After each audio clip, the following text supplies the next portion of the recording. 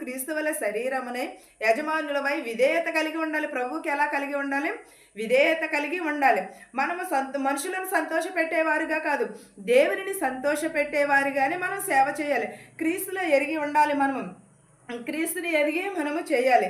సువార్త చేసినప్పుడు క్రీస్తుకి మనుషులను సంతోషపెట్టే కాకుండా ప్రభువుకు ఇష్టపూర్వకమైన సేవ చేయాలి. మనము ప్రభువుకి ఇష్టమైన సేవ చేయాలి, కానీ మనుషులకు ఇష్టమైన సేవ చేయకూడదు.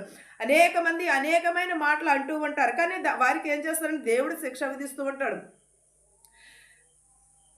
మనం ఎవరికి? ప్రభువునకు దాసులై ఉండాలి. మీలో ప్రతివాడును సత్కారము చేయునో దాని ఫలము ప్రభువు వలన పొందుదునని మీరు ఎరుగుదురు. ఎవరి వల్ల పొందాలి? మనము స్వతంత్రుడనైనా మీలో ప్రతివాడును కూడా ఏ సత్కార్యము చేయునో దానిని బట్టి మనము ఫలము ఫలించును అని అంటున్నాడు. ప్రభువునందు మనము ఫలించేవారుగా ఉండాలి, కానీ మనుషులయందు ఉండవద్దని అంటున్నాడు. ఏమంటున్నాడు?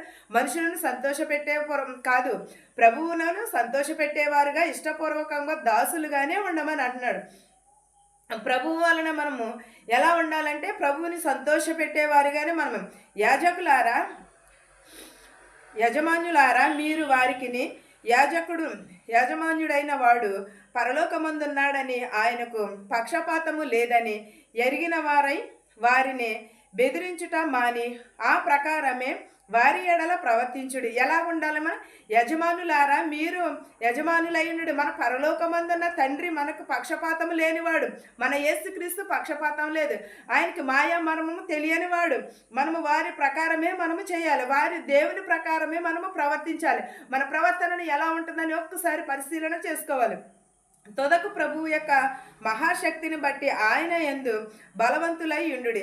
మీరు అపవాది తంత్రములను ఎదిరించుటకు శక్తిమంతులగినట్లు దేవుడిచ్చు సర్వాంగ కవచమును ధరించుకొనుడి. ఏలయనగా మనము పోరాడినది శరీరముతో కాదు, గాని ప్రధానులతోనూ అధికారులతోనూ ప్రస్తుత అధికార సంబంధములకు లోకనాథులతోనూ ఆకాశమందున్న దుర్మార్తుల